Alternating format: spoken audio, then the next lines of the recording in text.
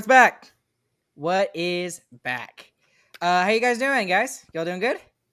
What's back? What's back? Yeah, What's I thought I'd up? start. We're back. I just Yeah. thought I'd start with something weird because it's been a long time. That was you weird. are weird. Yeah. Yeah, so there we go. Welcome back to Stochastic Remarks. We've been on hiatus for about 3 weeks. This is the official Dallas Stars podcast of THPN. We are sponsored by DraftKings. Use that promo code THPN next time you are there on the app. To my left is James. To my right is Christian as he's slowly fading off the screen trying to Bye, find something. Chris. And Always I back. am Ryan once again. And somewhere back there, if you look in the mirror behind James, you can see Cooper back there. He's kind of hanging out off screen there a little bit. But we have got an action-packed show for you. A lot has happened in the 3 weeks that we've been gone. Obviously, we're going to talk about the Stanley Cup Finals and talk about the Corey Perry curse. We're going to talk about the Norris-level defenseman conversation and what that all entails. And then we're going to get down into the real Dallas Stars stuff here tonight. We're going to talk about Pete DeBoer a little bit. I released a Twitter Space episode about a week ago, pretty soon after he was hired. Dallas Stars prospects have been racking up the awards at the CHL awards show, so we'll talk a little bit about that. There's been a couple of minor signings that we'll just kind of briefly mention. We'll talk about Frank Saravelli's article in the Daily Faceoff about Ottinger possibly being offer sheeted. What? And then James asked if he could do a Robo appreciation segment. So we'll talk a little bit about that too. And then we'll get into our Who Cares segment for the evening as well. I think we're all really excited about this. Can't miss. Tears are gonna flow. Yes, tears are going to flow. Chris and I are going to be arguing out the wazoo, telling each other that they're stupid and whatnot. So, anyways, guys, how are y'all doing? Y'all doing okay? I'm great. I didn't have COVID once. Yeah, lucky you. Yeah, I know, right, Chris? Yep. James and Ryan got the vid. We both got in June 2020. Imagine. Dude, this Couldn't one be me. sucked. Like, this one, really sucked. Yeah. Worse than the first one. For me, I had a worse variant, but yeah, it was not fun. How long did it last for you, James? Because it lasted like what, 3 or 4 days? 3 or 4 days, yeah. See, like for me, it lasted 5 days. I'm still kind of fatigued from it, but like, yeah, that's actual, how I was too afterwards. Yeah, like for the actual sickness, it sucked. Like especially that first day, you know you're getting sick, and then that second day is the absolute worst. I was like, oh geez. Couldn't breathe, had a major headache, sinuses, all sorts of stuff. So I'm glad I'm over that, though, because it was not fun having to deal with all that. Anyways, guys, let's get into our first topic for the evening. 2022 Stanley Cup Finals. The Colorado Avalanche are the 2022 Stanley Cup champions. To a little bit of a surprise, I guess you could say. But based off of the way they played... And the especially the injuries that Tampa Bay especially went through, I guess it's not really all that surprising. Were y'all able to catch any of the Stanley Cup final? Yeah, I watched it. I watched a couple games. Especially that last game was surprising. Just the entire way that Colorado won the rest of their games. In the last game, they just locked it down. I mean, and you can say, Lightning had a lot of injuries and stuff. Lightning were still scoring in the other games. But the Avalanche just locked it down. They played good defense. It looked like a Stars game. It was weird. Well, and that was a scary thing that I was thinking about. It was like watching those games, I was thinking it really feels like we're watching a Dallas Stars game. It's like watching the Tampa Bay Lightning. Especially in that last third period. That was crazy. They got 4 shots in the entire third period, being down 1 goal the entire game. That was insane. Yeah. And that just shows you the complete dominance that Colorado had from the get-go, because they were fantastic. Yeah, it showed you that they're a complete team. Like they were an offensive team. They finally rounded it out at the end, and they were good enough defensively to win the cup, is what it was. Yeah. So they're not an elite defensive team, but they are the best offensive team, and they're good enough defensively to win it. And let me rephrase it for you, because I think they have one of the best decors in the NHL. James, you want to jump in on this?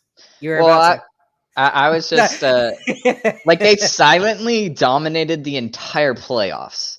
Like y'all realize that they only lost 4 games. They lost 4 games in the entirety of the playoffs. Yeah, 16-4 is a great record for the regular season.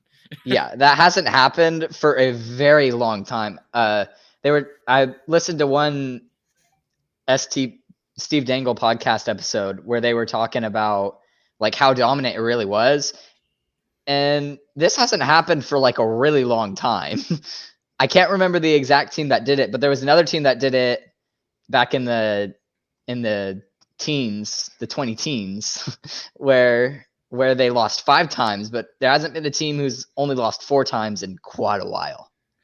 I think you're thinking about the 2012 Los Angeles Kings. Yes. And that literally came out of nowhere because they were not. I think they were like a number 7 or 8 seed at that point. There were no wild cards then, but they were definitely one of the last teams to get in, and they went on this giant run that nobody saw coming.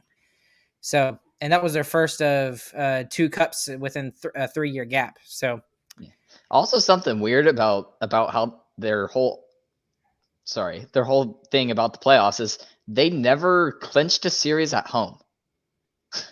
And every single series they clinched on the road. Rip.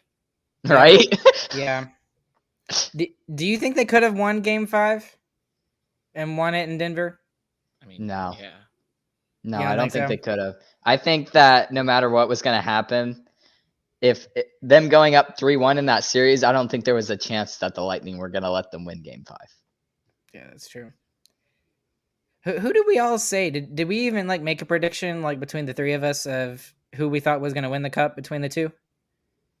Yeah, I said the Lightning. You said the Lightning? I don't remember what I said. I think I said the Lightning too. I think we made those predictions in the Final Four. I think you might be right. I don't remember, honestly. Well, either way, I'm happy for Colorado. Obviously, the big topic with Stars fans was 2 players in particular. Loved seeing Andrew Cogliano get to lift the cup finally. I don't think he's ever won a cup. And, he's one of the vets on that squad. He's played really well, honestly, for them. Played really well in the 4th line role that he was in. And but obviously the one that everybody was talking about was Mr. Valeri Nichushkin, who, if they had a MVP just for like the legit Stanley Cup Finals, kind of like how the NBA does it, he might have gotten some votes for being the MVP of that particular series. I mean, he was dominant. I mean, he was exactly the player that the Stars thought he possibly could have been when they drafted him. Foot. Did you? Yeah. His foot was clean, like solid, all the way through the biggest bone in your foot. No, it's disgusting.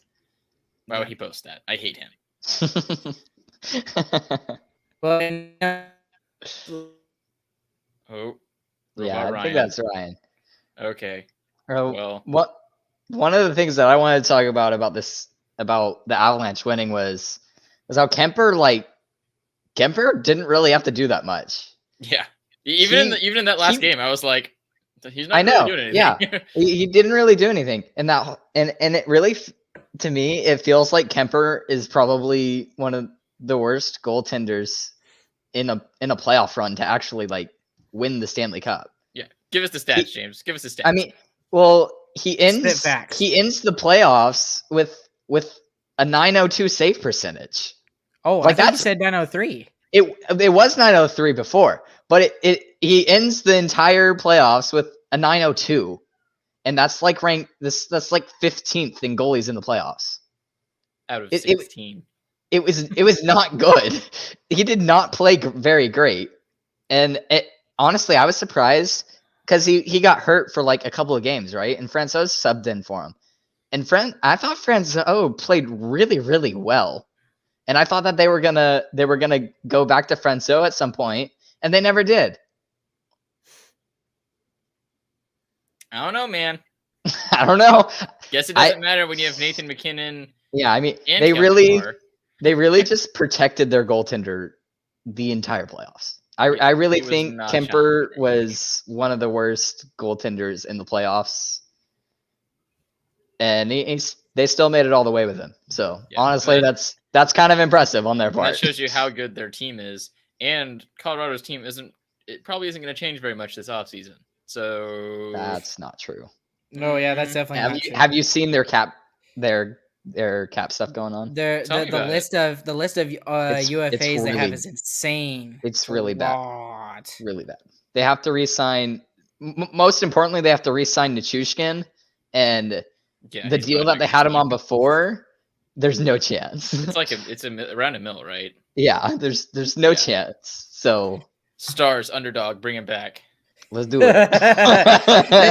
There's some jokes about that they were talking about bringing him back. But like for real though, like I mean, the Stars are looking for a top elite forward who can score goals. So he's not going to come back. He's not going to bring him back. Okay, hey, man. I do really quick. I want to go back to Kemper because what you said, James, made me think of a tweet that I saw earlier. I'm gonna read it real quick. This is from @SitchMook. He's an Avalanche fan. I don't agree with the last part, but the first part I do kind of agree with a little bit. Now that Darcy Kemper was playing with only one properly working eye. Remember, because he got I guess gouged in the eye by a stick. But he was bad before that too. It suddenly all makes sense.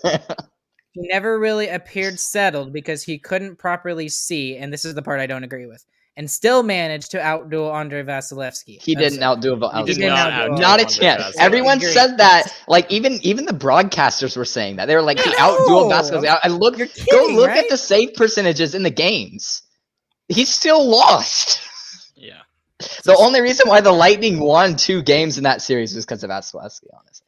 He played outstanding in the 2 games that they won. Yeah. Mm-hmm.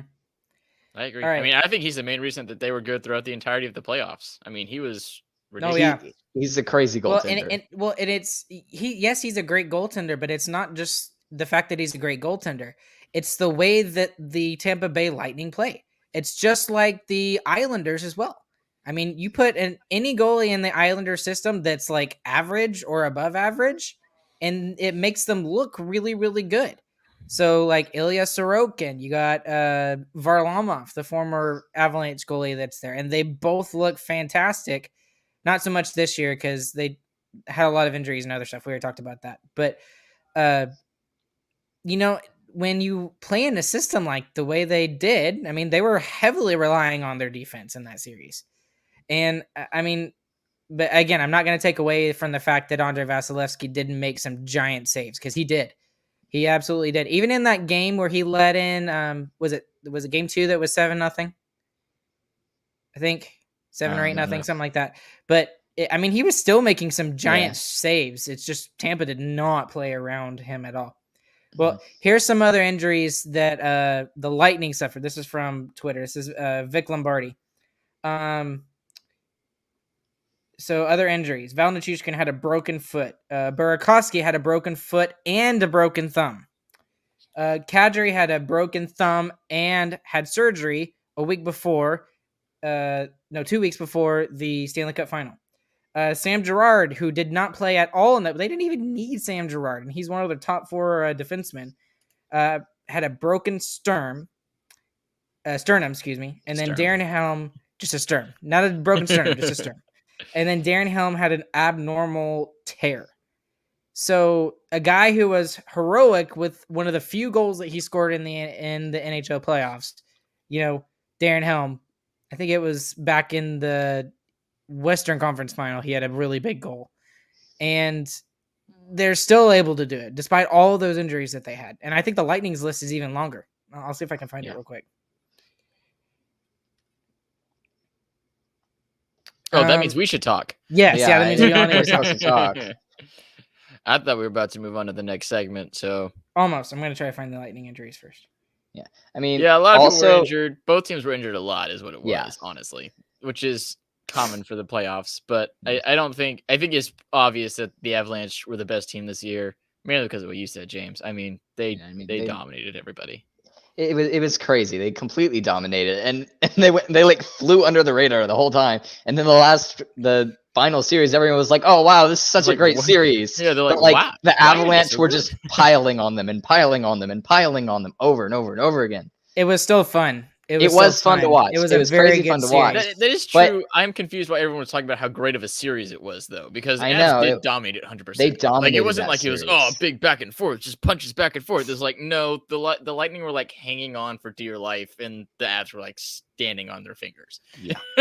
So and you know what I was thinking? I was like, oh, so this is what it must be like for other fans to watch the Dallas Stars play. no, I literally thought, I was like, this is exactly what it felt like when we played the Lightning in 2020. I was like, we're like kind of holding on and winning if won a couple games. Okay, but would you agree with this statement that the Lightning did a lot better job hanging on than the Stars did against the Lightning? No. We took game 6 to overtime. It was pretty. It was. I think it was a fantastic series. I loved watching it. It was fantastic. Yeah. But anyways, okay. Lightning injuries, and then we'll move on to the next thing. All right. Lightning words rhyme. Tampa Bay Lightning injuries during the playoffs. This is from Nathan Grav. Grav on YouTube. Fellow Dallas Stars enthusiast. Braden Point had a significant quad tear. Kucherov had a meniscus problem. Pierre-Edouard Bellemare also had a meniscus problem. Cirelli had an AC joint sprain and needed surgery and didn't get it done until after the playoffs. Ryan McDonough had a mangled finger, whatever the heck that means. And then Brendan Hagel had a foot fracture during the Florida series. That was a while ago. Wow. I mean, that's stupid. My only problem is like some Lightning. I don't remember who it was, but there were some Lightning fans who were saying like, "Oh, we don't have Point though, right?" They didn't have Point basically the entire playoffs, and they were doing fine without him. So I mean, yeah, I mean when you go in and you sweep the best team from the regular season, I mean, and you don't do it without him. I mean, yeah. So yeah, we should also give credit to the Lightning before we close on this, because the Lightning are probably one of the best teams of the salary cap era. I mean, to be in the finals 3 times in a row. Yeah. Well, I'm thinking Chicago still. I think Chicago is still better than overall right now. But the Lightning are still an amazing team and could be right back in the exact same position next year. So if they do it again next year, I'm definitely on board with saying the Lightning are the best of the salary cap. But right now, they're at least one of the best, because 3 times in a row, even with the little asterisks on the last 2, it's still crazy. Yeah. And don't forget about the Perry curse. Corey Perry curse 3 times straight with 3 different teams, lost all of them, baby. I felt crazy. I felt couldn't so happen bad to a better him. guy. But yes, so he played for us, but he sucks. We ignored it for a year. He got thrown out of the Winter Classic. He did get thrown out of the Winter Classic. I mean, if that picture that's probably summarize that guy's career, then that's probably the worst elbow that we've seen in the last 5 years. Yeah, that was pretty grotesque. So, yes, Ardell says Perry to Toronto next year. That would be perfect. He gets it. Yes, he knows. That would be hilarious. All right, now we can move on. Well, hold on. I do want. Did we talk about the UFAs for each team real quick? No, we talked about for Colorado. Okay. Well, right now, according to Cap Friendly, the Lightning are already almost $2 million over the cap. Yeah. And their current UFAs include the following. Riley Nash, Andre Palat, Nick Paul, and Jan Ruda. And I think... No, Brian Elliott still for 1 more year. So, I mean, Andre Palat, that's the guy that's going to be banking if he goes to UFA market. And then Nick Paul, he needs to stay there because he was a great addition for them at the trade deadline. Well, either way, last year they lost their entire third line, which we called the best third line in the league. And they made another one right back here. And they made another third line. So I don't know how they did that. The big thing is they have amazing players who took pay cuts to stay on this team, and now they have extra money to go make the best third line in the league again, and it's going to happen again, and it's going to be fine. So the Lightning are still going to be a very good team. Oh, yeah. So get this. So Kucherov makes 9.5. Braden Point makes 9.5. Stamkos makes 8.5. Here's the freaking ridiculous contract. Victor Hedman makes $7.875 million. That's stupid. We're about to pay Klingberg more than that. Yes. No. And we'll get to that if we can. And honestly, 9 for each of those guys is pretty low. Especially Kucherov. Well, maybe .2. Point could probably demand 11 or 12 million. So, okay. So obviously, let's get into this next topic. Is kind of segue into it. Cale Makar does win the Norris Trophy as the NHL's best defenseman. He also wins the Conn Smythe Award for being the MVP of the playoffs, and on top of that, wins the Stanley Cup. So he's only 23. Absolutely fantastic. All I'm saying is that Miro is 1 year younger than him. 1 year younger. He's got 1 year to catch up. So, and then this goes into our next question: is what constitutes a Norris level defenseman? Because it almost feels like for me there needs to be another trophy for defenseman, right? It only makes, in my opinion, makes sense because really what it is nowadays with the Norris, it's whoever scores the most points. And I mean, like this year, it was between Yossi and between Cale Makar. And Cale Makar won it, and he didn't even have more first place points compared to Roman Yossi. So what do you think should constitute for the winning the Norris? And should there be another trophy for like a defensive, like a true defensive defenseman? Because I think there needs to be. What constitutes winning the Norris is which defenseman helped his team win the most. And in the modern NHL, it is defensemen like Yossi, like Makar, like Fox, like Heiskanen. So we could say, oh, it's just a points race. But those guys are having the most impact on the ice. They get the most ice time. And for Makar, he won the freaking playoff MVP. Yeah. He's their most valuable player. He's the most valuable defenseman in the league. He wins the Norris. It's correct. We can say, oh, he's not as defensive. He makes the most impact. No, he's a very good defensive defenseman too. He makes, generally speaking, he's great with the puck and makes great smart decisions. I think Heiskanen's a better defensive defenseman than Makar is. I agree. But that doesn't mean that he should win the Norris. Makar has way more impact. Too. So we can make a best defensive defenseman trophy, but that's going to be the exact same as the best defensive forward trophy. Who cares? What's it called? The Selke? Who cares? Well, no even even the Selke, it requires you to score a certain amount of points, right? Like Bergeron. Bergeron has won it 5 times, which is more than any other player in NHL history. Mm-hmm. And the thing about him, though, is not only was he very good defensively, but he scored a lot of points. And he did it at the age he is. I think he's 36, 37, something like that. Yep. So it kind of stinks because, like, when I think of, like, defensive forwards, I think of, like, oh, my gosh, who's the guy that was on Montreal and went to L.A.? Oh, my gosh. You're thinking too highly for me, Ryan. Gretzky. Ardell, help me out here. Who am I thinking of? He plays for LA now, scored 27 goals. I know all these facts about him. How do you remember his name? Who cares? Name another one. Okay. But anyways, that's the kind of player that I think of, not and you don't even know his name, so who cares? I know. Yep. I don't remember it, okay? He's proved this point. The point is, who cares?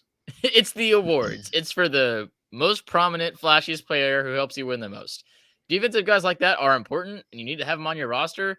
They're not the reason you win a Stanley Cup, and those aren't guys who win MVPs. So let me get into this. Can we see Heiskanen possibly winning a Norris Trophy over the course of his career? At least one. Yeah. Especially if the system changes to more offensive, which is what it sounds like DeBoer wants to do. But right now, I think it's pretty obvious Makar has won the early season rivalry between these two defensemen. Makar's a better defenseman right now. Even if, Heiskanen's in a worse system, shut up. Makar just won every trophy you can win. Yeah, it sucks. It really does suck because like you say that, and then I'm like, Hiskinen's also been playing on his offhand for like 2 wait, years, but and I'm like, no. and it doesn't matter. It doesn't matter. It doesn't matter. He won all the trophies. He has everything. Well, here's the more frustrating thing about all of this too, is that if you go and read Saad Yusuf's article about Miro not being played up to his potential, you know which defenseman he played with the best over the past 3 years? It might be a smaller. Yeah, It was Klingberg. It was Klingberg. Of course, and Klingberg is fixing to walk. And I'm just like, yeah, I know, right? Like, we could have put those two together all season long. And you know who he compared it to? You know who he compared those two defensemen to? Kale McCarr and Devon Taves. Well, they arguably matched the top defensive pairing in the NHL. Yeah. That's frustrating. In that article, he was saying that they almost like were matching the point production, right? Yeah, no, you're right. 100%. It's insane. Like that pairing of Klingberg and Heiskanen had such good stats when they played, and that was just early Heiskanen career. And that's the only time he's played with Klingberg. He hasn't played with him since then. And that's another thing that gives us excitement for a new system to come in and to prioritize offense. And that's totally a thing. We could see how he's going to pop off. Which Klingberg would be really good in. He would be really good in the system. We're still, I feel like now that it's been this long already in the offseason, I know technically it just started, but shut up. We know. And there hasn't been much talk about it. I feel like it's more likely that Klinger is staying. I don't know. Really? What gives you that idea? Just because it's been longer? I feel like there's nobody talking about him. He had a terrible season last year. It's a risk to sign him again. And like we said, he wants to stay in Dallas. Yeah. He did say that. He did. It really is. It's fully up to him at this point. Like, he's probably going to get paid similarly wherever he goes, even if he stays in Dallas, I feel. It just makes so much sense for him to stay here, though. And for him and for the Stars. Yeah.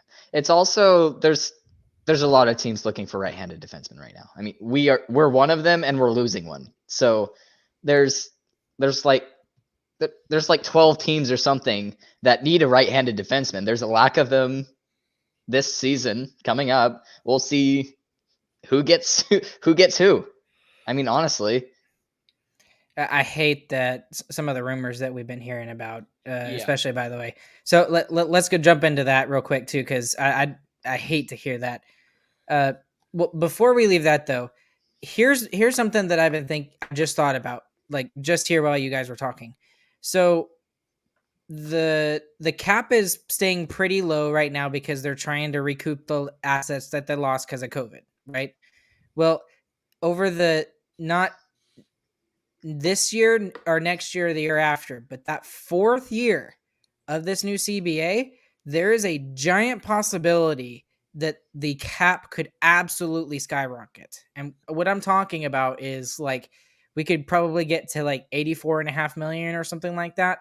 And it could skyrocket from 84.5 million to like somewhere in the mid 90s is what we're talking about. There's a lot of good projections out there that it makes sense that we could see that. So here's what I would do as a player if I'm John Klingberg. Don't cash in. Well, for him, you might need to cash in now. But if you wait like 2 or 3 years and you let that cap like skyrocket and you wait for your UFA year to watch that cap skyrocket, then you could really like demand even more. And especially if he continues the level of play that we can possibly see with him under a new coach. So give him like a 3 or 4 year deal. I mean, and that's like absolutely perfect for the Stars because that's low risk. That would take him to he's about 33 or 34 and then give him $7 million. Yes? Yep. What do y'all think? That would be the best thing, but I think especially with the way this last season played out for him, I don't think he's even confident in his abilities to play good enough also to makes sense. Cash into that. And maybe that's why we might get. So, and maybe that's why he's looking for a 7-8 year deal because he knows that he's not going to get more later on if he were to sign a 3 to 4 year deal. So, Okay. Anyways, jumping off of that, we've seen some rumors, some trade rumors over the past couple of weeks when it comes to Dallas Stars.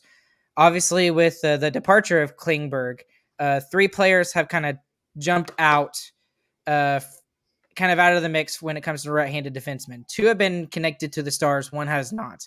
And the one that I would really want is not connected to the Stars. The first one is Brett Burns in San Jose, which makes a lot of sense, obviously, because, Pete DeBoer, former San Jose coach, old guy. Jim Miller likes the old guys. And he's a right-handed defenseman. And he could work in the Stars system, but you better be telling San Jose that they're retaining some cap on that if we do go out and get him. The other one is Jeff Petrie out of Montreal, and that kind of makes some sense too. But again, he's got a high cap hit at $6.25 million, and both of those guys have been connected in rumors to the Dallas Stars. Now, the third guy that I really would rather see is Ethan Bear, former Edmonton Oiler, who is currently with the Carolina Hurricanes. He got traded to Carolina last offseason. Was not a good fit for him in Carolina. He's 24 years of age. He's looking for a new contract, and he's a right-handed defenseman. So that would be someone that I would really look at if I was the Dallas Stars. 24-year-old guy. I mean, he's a right-handed defenseman. I just don't want to see another 30-plus guy. Somebody young to play with Miro Heiskanen, in my opinion. Yeah. What are y'all's thoughts? Honestly, go ahead, I don't care how old they are, honestly, right now. As long as we have a right-handed defenseman for Miro when the season starts, I will be happy. I do not want to see Miro on his offhand again. I mean, even in cap friendly, they have him marked as a right and left-handed defenseman because he plays because he plays right so much. And it really, like, him playing, he's played right-handed for the past 2 years, and we're just using him to fill in the spots on the roster instead of actually using him for what he could be. Mm-hmm. Now, here's another option I didn't think about, and Ardell pointed it out. Thank you, Ardell. He's saying Josh Manson would free Miro up. I want this to happen. I want Manson. I agree with you, man. Manson would be a very good fit as well. He'd be a top 4 guy. He probably could play with Miro Heiskanen even too. But my only problem with that is he's the sexy pick. All right, everybody is gonna want him. So yeah, I agree with you. He should be affordable, but there's going to be a lot of other teams that are going to be vying for his services. So I think that price is going to skyrocket like a bid on eBay. Yeah. And someone's going to pay way more than what he's actually worth. And I think that's something that Jim Nill is very good about not doing, is overpaying in free agency. The only one No, sorry, in free. Well, you said it right. You said it right. I was just making sure you said it correct. But even the Jamie Benn and the Tyler Seguin contracts, when they were signed, they were not viewed as bad contracts. Okay, yeah. There are some contracts now that are signed, and you're like, "What the heck?" Like that Darnell Nurse contract, the $9.5 million, or even worse, the Seth Jones contract. Yeah, like what are those teams thinking? But that's something he doesn't do. Now we still have 3 and 4 years left, and they look terrible. Like they should start looking bad when you have 1 and 2 years left. I think it's a little early, but whatever. That's not the point. I agree. I feel like if we get Burns or Petrie, I would rather have Klingberg at $8 million even. So really, we have enough players who can't skate. Okay. We're getting to that point. Suter can't skate. Pavelski was the highest scorer on our team. He can't skate. Go watch him. Did he score when he was skating? I don't care if he can't. I don't care if he can't skate. I understand. He's amazing at sitting in front of the net. He's great. But your defensemen need to be able to skate.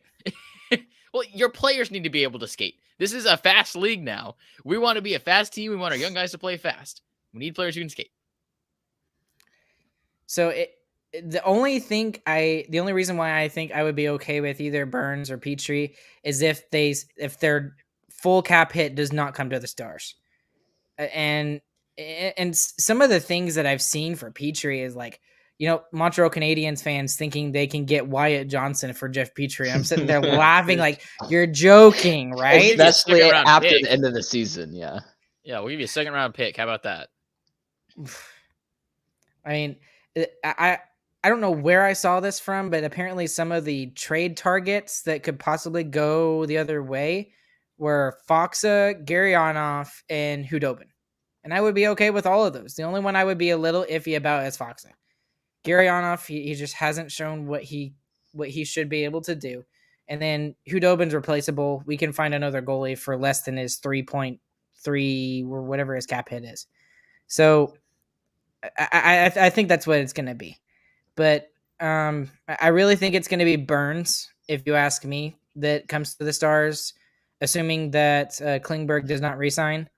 Because, I mean, like you said, James, there's not many right-handed defensemen that are out there on the free agent market. Klingberg is the big one.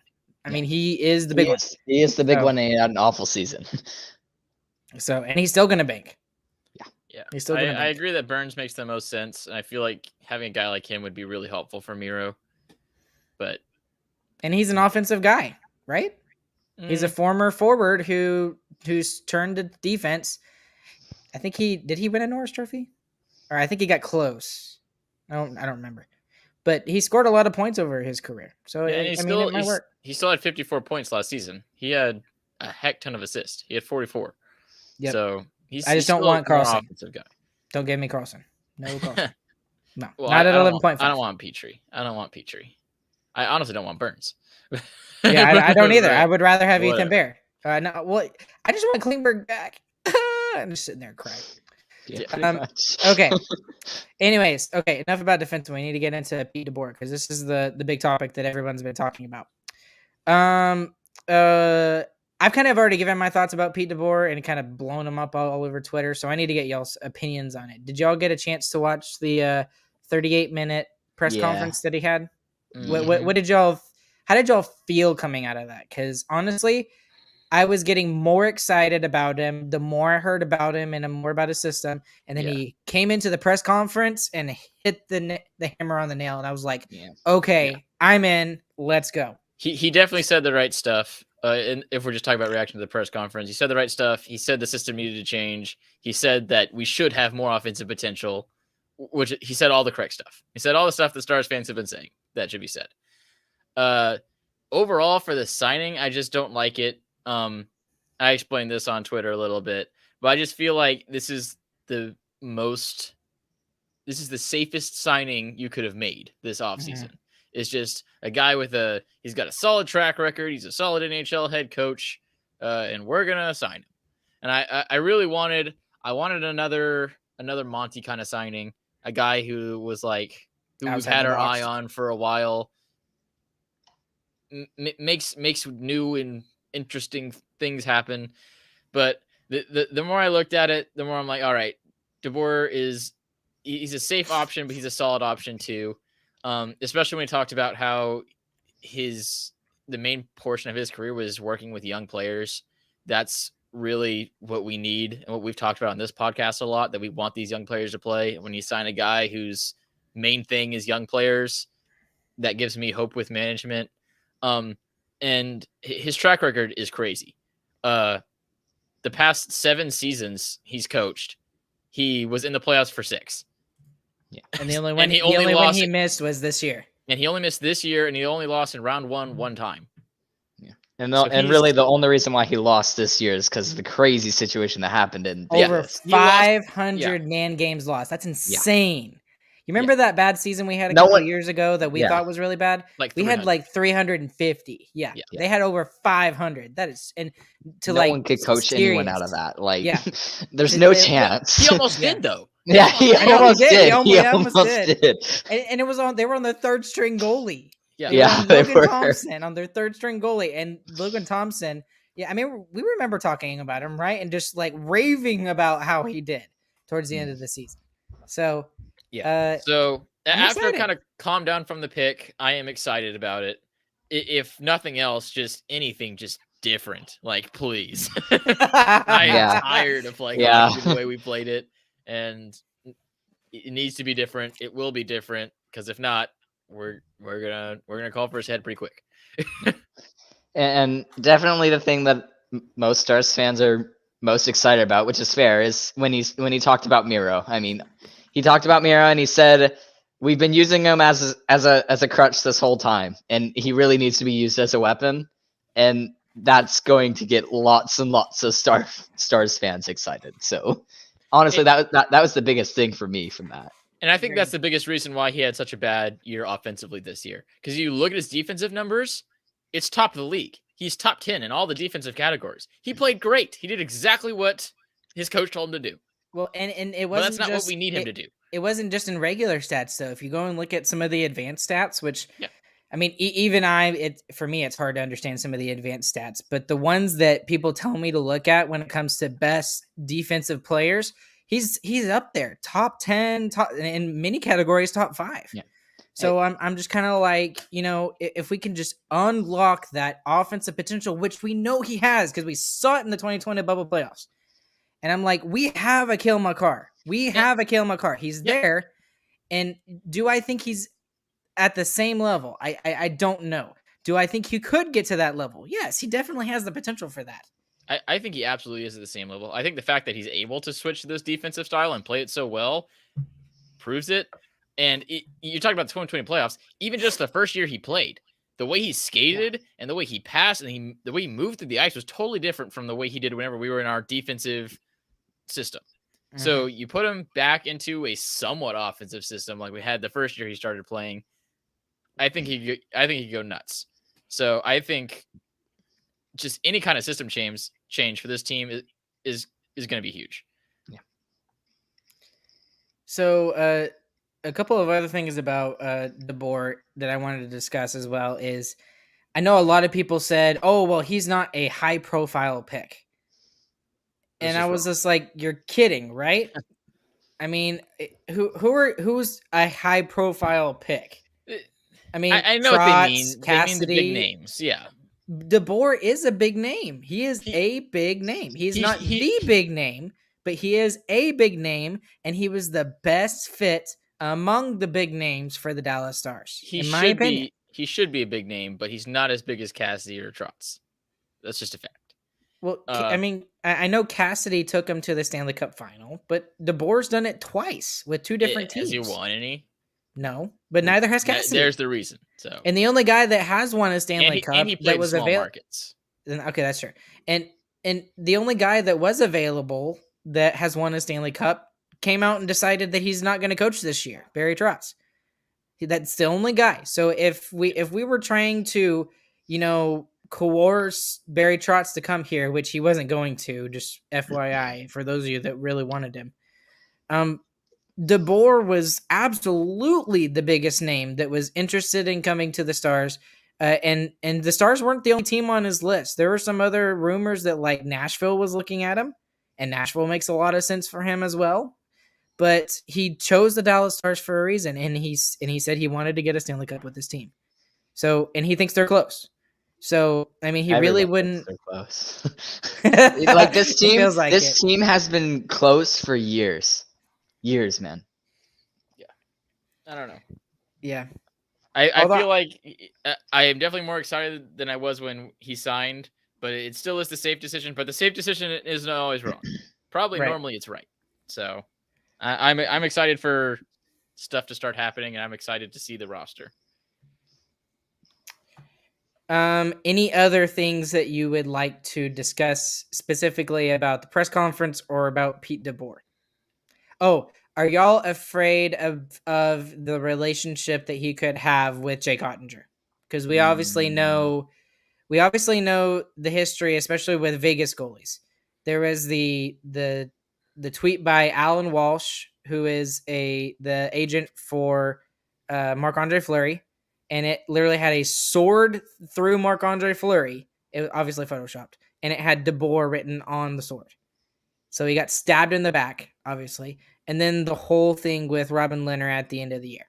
I really think that's the reason why he got fired from Vegas. Are y'all worried about something like that? I'm not, because after the playoffs that we just had, it's obvious who our goalie is going to be, and there's nothing DeBoer is going to do to change that, honestly. So even if we do re-sign Holtby, I don't think he would even take the starting job from Ottinger at this point. Stars fans would lose their minds. So I think he's not going to have the chance to do it, so he's not going to do it. In Vegas, there was always another goalie who was ready to go right after. And I also think that the goalies that he was working with in Vegas had pretty large personalities. So I don't think we can That's put that, very true. That's I don't very think we true. can put that 100% on DeBoer. I want to pull in this question here real quick because there's a lot of good discussion going over here in the chat. Y'all keep it up. I like to see that. Adrian Chavez. It looks like a new guy. Hey, Adrian, thanks for joining the show. Chances of Wedgwood getting re-signed. He was looking to settle. Can't imagine he'd be a huge hit. I'm assuming he's talking about the cap. Talking about Hudobin. I'll throw my 2 cents in there. I wish we could bring Wedgwood back. I just don't think we have the cap for it because of Hudobin. And I think a big part is like with him, Wedgwood played really, really good this season. I don't think anyone would say that he didn't play good. He's gonna want a starting goaltender job, honestly, and he could get it. I think he could get it at some. He won't get it at like a big team that's going to like go deep in the playoffs this year. But he could get a starting job at another team. I feel like I really think he played really good, and he was for the Coyotes. I just don't know if that is what he wants. I mean, maybe he'd rather be on a good team because being on the Coyotes probably sucked. Yeah, probably. Well, and especially with imagine that was fun. Oh man, I can't imagine being the goaltender on that team cannot be fun. Yeah, you're exactly right. But I mean, he's still gonna get whoever is the backup for Ottinger is still gonna get his share of games. I mean, I can see Otter maybe have to. Yeah, really, and that's true, Chris. I mean, I could see Otter playing at as much as 65 and as little as 55. So I mean, you get in a good decent amount of games in there. You know, almost 20 to 30-ish games for the backup. That's quite a bit. Yeah. I just don't know if it's going to be Hudobin either because injury report said that he would be like done with rehab pretty much when training camp started. So he's going to be coming down to the wire too, even if he is going to be the backup. So and then the other thing is that the third goalie is nowhere near ready. I mean, they have no faith in him. He needs more. And it's time. nothing against him. It's nothing against Adam Shield. No, not at all. Just, obviously, they think that he's nowhere close to ready because when he was the backup, Otter started 19 of 20. Yeah. And the one game he didn't start they didn't start Adam Shield. They started was it I guess when Holtby was still in, or maybe it was when Wedgwood was I think it was Holtby. I think Holtby played one game. Yeah. So I mean, I don't know. But I hope he comes back. I hope Wedgwood comes back. Yeah. So. Okay, we got to start talking about some of these other items pretty quick here. Okay, there are a lot of Dallas Stars prospects getting some big-time honors with the CHL awards, which we normally wouldn't talk about the CHL awards because we normally don't really care. But there are 2 awards in particular that were awarded out to Dallas Stars prospects. Logan Stankoven, Mr. 5'8" with the greatest last name in the world, took home the CHL Top Player Award. So not just in his league, but in all 3 major junior leagues across Canada, he was the top player and he received that Top Player Award.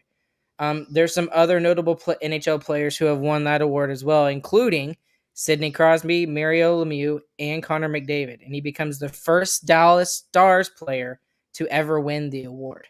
So, I mean, if that doesn't get you excited, I don't know what does. It's also crazy that we had so many prospects win awards, and every other team is trying to talk about trading for them. I'm like, dude, we're not trading them. No, it's not happening. That's one thing that we can all just confirm right here. If he trades any of them, and I mean literally any of them, that's the dumbest decision ever. I mean, you have the best prospect pool in Logan the league. Stankoven for Cale Makar. Oh, shut up, Ryan. That's not even a possibility. Wyatt Johnson and Logan Stankoven for Connor McDavid. This is not a funny game. You know what I mean? That's our best asset right now. Shut up. That's our best asset right now.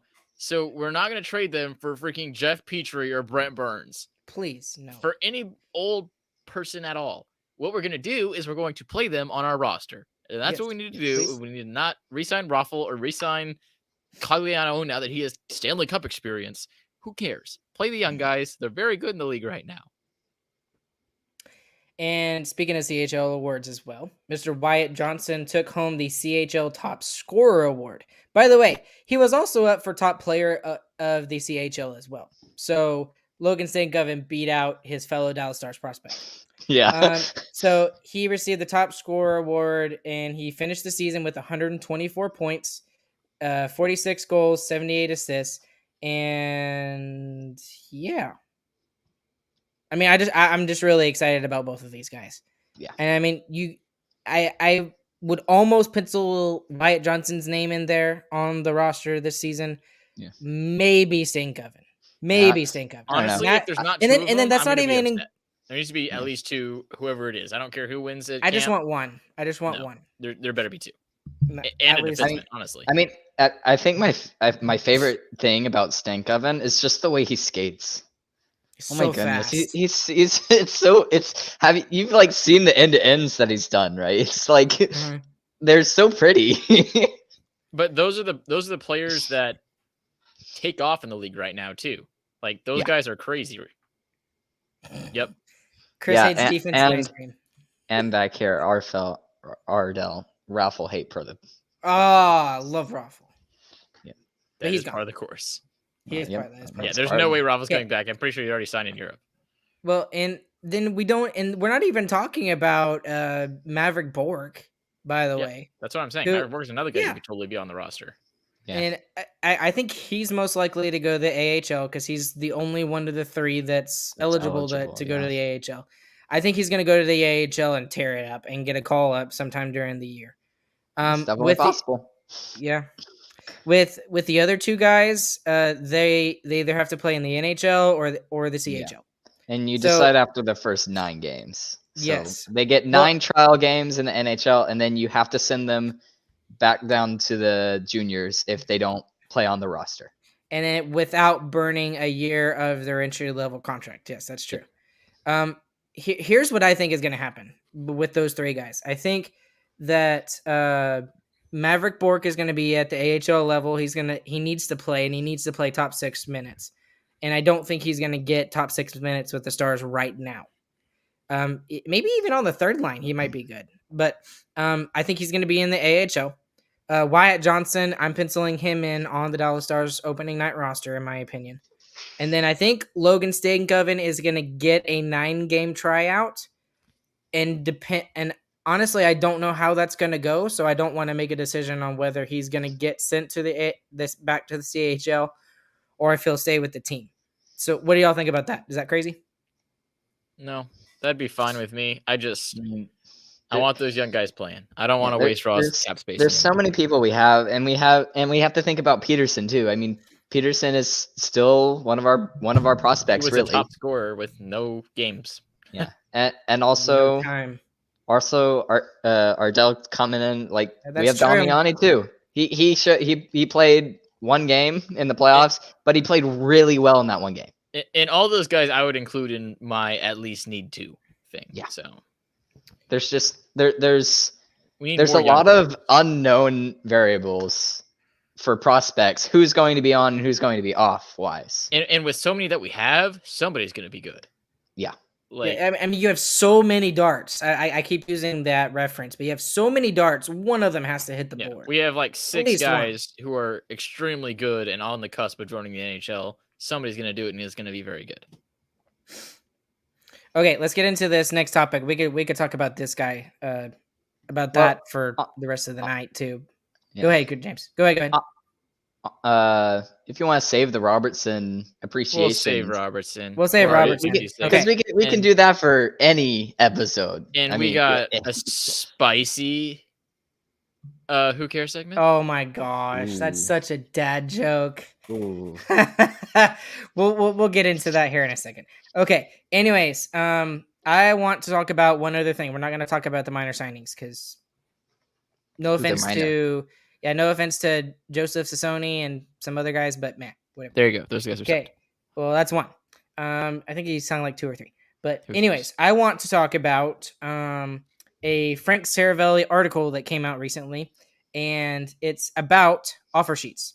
Martin Necas and Jake Ottinger lead 7 offer sheet candidates for 2022 NHL offseason.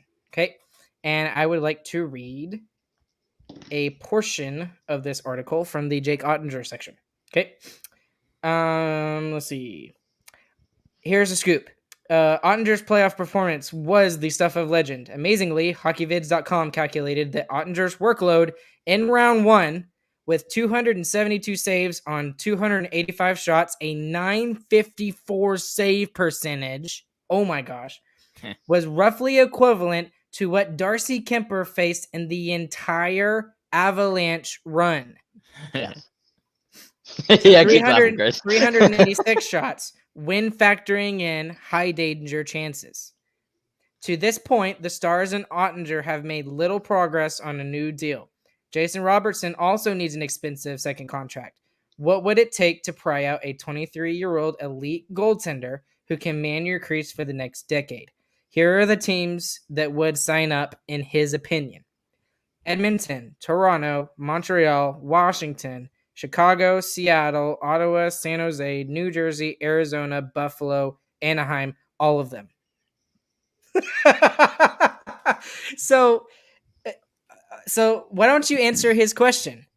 What would it take to pry out a 23-year-old elite goaltender who can man your crease for the next decade? What would it take for Jake Ottinger, who's already said he wants to stay in Dallas, has a good relationship with Jeff Reese, the goaltending coach? How much money do you think it would take for Jake Ottinger to sign an offer sheet with another team? First, if Neil lets this happen, he's fired. He better be fired. Yeah. Either of the guys, like on the spot. It'll be $6 million. That's it? He'd be one of the highest paid goalies, but yes, that is it. You think that's all it's going to take to get him like an offer sheet from an NHL team? When you're losing all the stuff that you get when you win an offer sheet, yes. $6 million plus all the picks, it's a ton. I disagree with you 100%. I think it's going to take a lot more for Jake Ottinger to sign the offer sheet. James, what do you think? I honestly have no clue.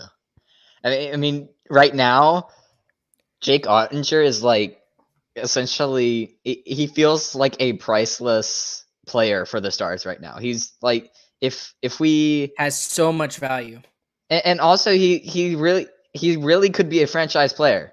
I mean, that's where we're at right now. I mean, you're talking about like if after last season Robertson's contract was up and he could just get offer sheeted right off the bat. I mean, there's no way we were going to let Robertson walk at all. There's not a chance. So we're talking about these type of players. I mean, these are what Stars fans see as the Dallas Stars for the foreseeable future. Present and future. Yeah, present and future. It's like, I really don't know what it would take, but it better be a whole lot. If you go and look at the offices at the Comerica Center, where the Stars have all their organizational stuff, they have all their front office people. The old, I guess you could say, mural was of the old core. They had Ben, Sagan, Radulov, Klingberg, and Bishop on there. Out of those players, one is still on the new one. Who is that one player? Sagan. No, it's Ben. He's the captain. It's Ben. Ben is the only one that's Why on. isn't Sagan on there? I disagree. Sagan should be on there too. Ben's the captain. He's been there for forever. Ben is on there. Rope Hintz, Miro Heiskanen. Jake Ottinger is dead front and center of all of those guys. And Jason Robertson is on there too. Those are the new 5 guys that are on there. And I agree with If that doesn't tell you something about the confidence of them to get a deal done, I don't know what does. Now, to answer my own question, the only thing that they're going to be able to do is it's going to be like, I'm not joking, probably like $9 or $10 million. I think that's how much it's going to take for Jake Ottinger to sign an offer sheet with another team.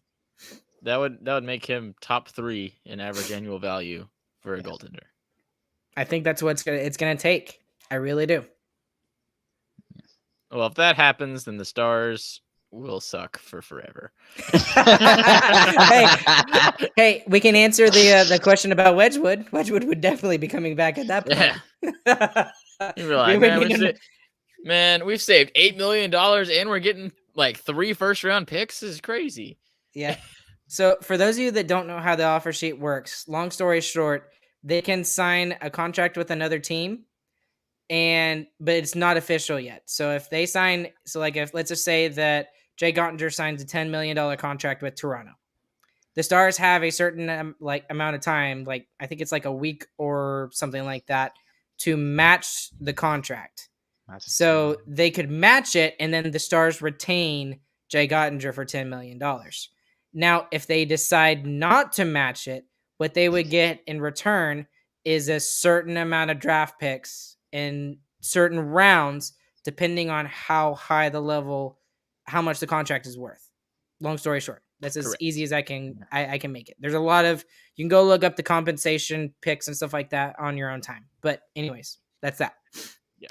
Okay. I don't think it would be that high, but yeah, it's definitely crucial to the continued success of the Stars.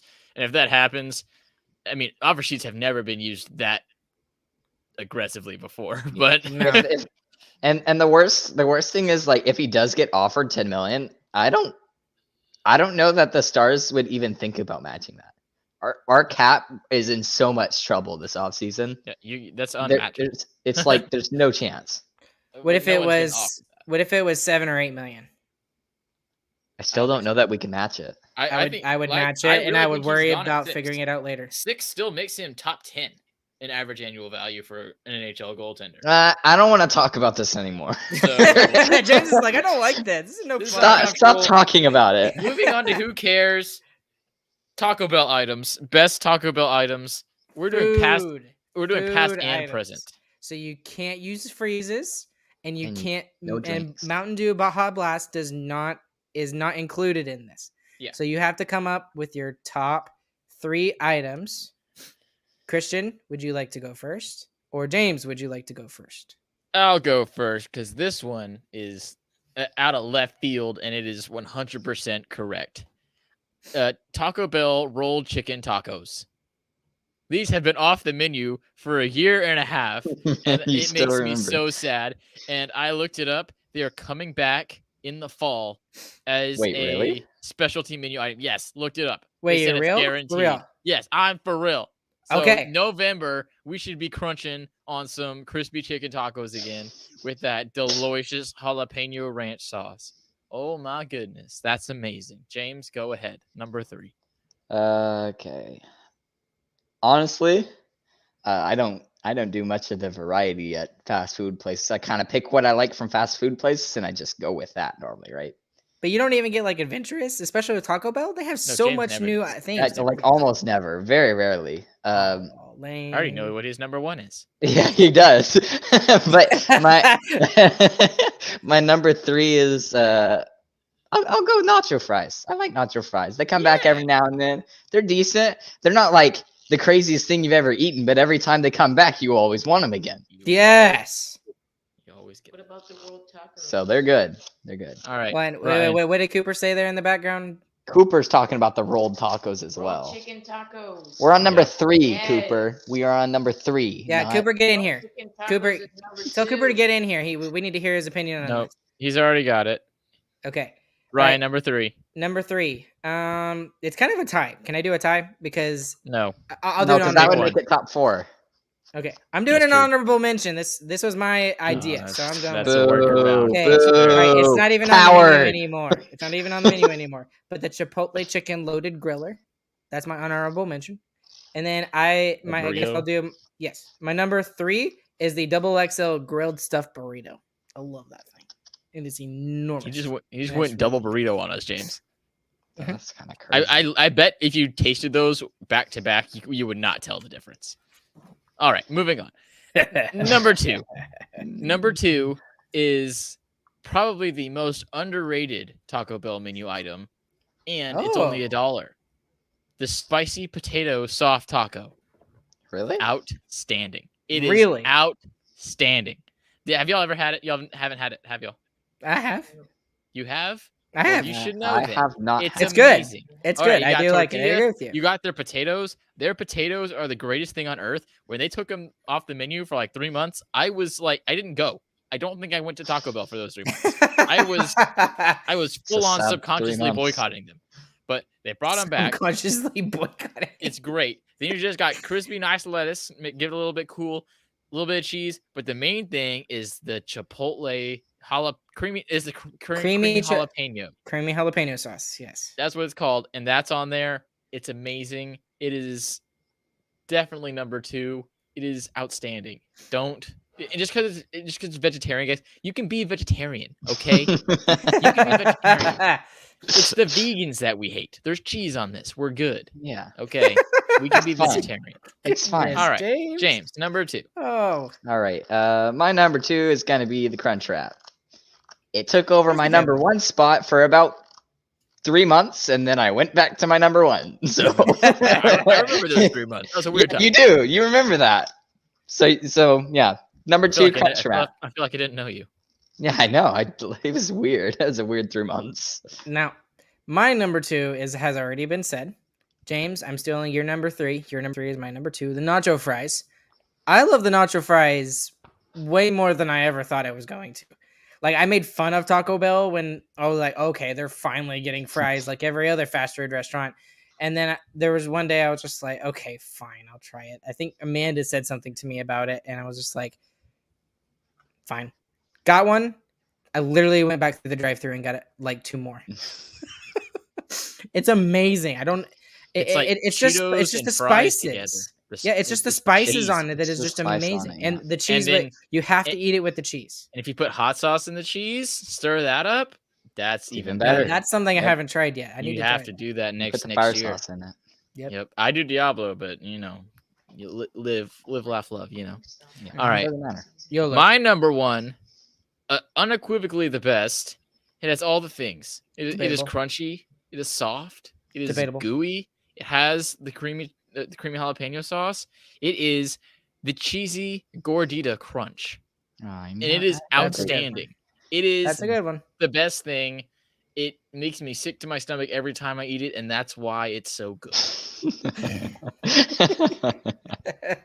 It's delicious. It is the most quintessential Taco Bell thing you could ever think of. And does it punish your butt? Yes.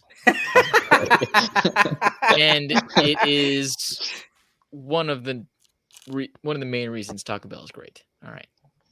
Go ahead, James. All right, Chris, you want to say my number 1?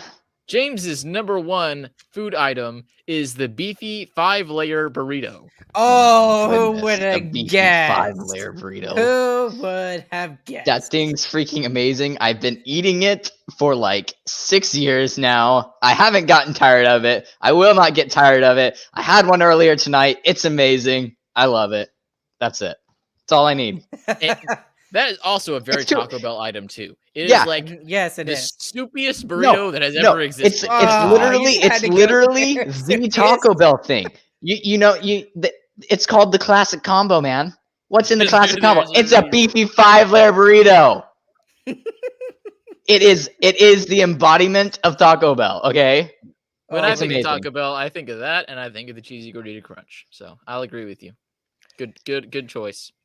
And of course, I have to Ryan. Make mine last. What's your number 1 and why is it wrong? Oh, I know what his number 1 is. What's my number 1? What's my? He's gonna say the quesadilla. The freaking quesadilla. This is the freaking chicken quesadilla. The chicken quesadilla with Christian extra creamy jalapeno sauce, and it has to be extra creamy jalapeno sauce. That's the only thing that saves you on this, is that it has creamy jalapeno sauce. That's not the only thing. Other than that, it's literally a quesadilla, Ryan. It is the greatest tasting quesadilla in the world. It is not. No place. And you know what else? It's like $7. It is. It's so expensive. It's like $7 for that's the one only reason. I can eat 2 every time I go. I know. You spend like $20 at Taco Bell. $20 at Taco Bell. You are a madman. You know how much mine cost? Mine cost $5. I love to watch the world burn. Oh my gosh. You'll have to watch your bank account burn. Yeah, more like Goodness. Just burn your own Okay. money. Why not? That's a terrible choice, Ryan. Good choice. Good every other choice. Good job. Well, what Thank was you I for supposed to every say? other choice. Nacho fries isn't my number one? Yes, that's better. No. Yes. Yes. Absolutely Yes. no. Y'all are It stupid. costs a Y'all are lot both less. Nobody agrees with you. I Ryan. have money, okay? I have money. I can do what I want. Okay? If I want to have a Oh, so it's freaking just so you're just an lame elitist. Okay. Yes, I'm an elitist. How about that? Well, So there you go. I might have Thank to you just for start watching using here this our one. first. sarcastic remarks. We're elitist and we think that y'all are porsies. Close it out, Ryan. Oh my goodness. Even when it's my own idea, y'all still end up making fun of me. What do you Okay, mean? That was a That terrible was not choice. your That's own a terrible idea. choice. That was It not was- your own idea. It was my idea to do the Taco Bell items. Yeah, but who did you get it from? Okay, you went to Taco Bell, but it was my idea. You know what he I didn't made get? you think of it. Oh my! So you're saying it's your idea then? Yep, Pretty James's idea. much. Whatever. I think it y'all was are both James's stupid. idea. Okay, we're gonna continue this argument off camera while No, everybody else. it's not an goes. argument. I already won. Fact. No, I'm You're the 2 out of oldest. 3. I'm the oldest. 2 out of I 3. run this. I do all this stuff for the podcast. Therefore, I win. How about that? Suck an egg. Okay.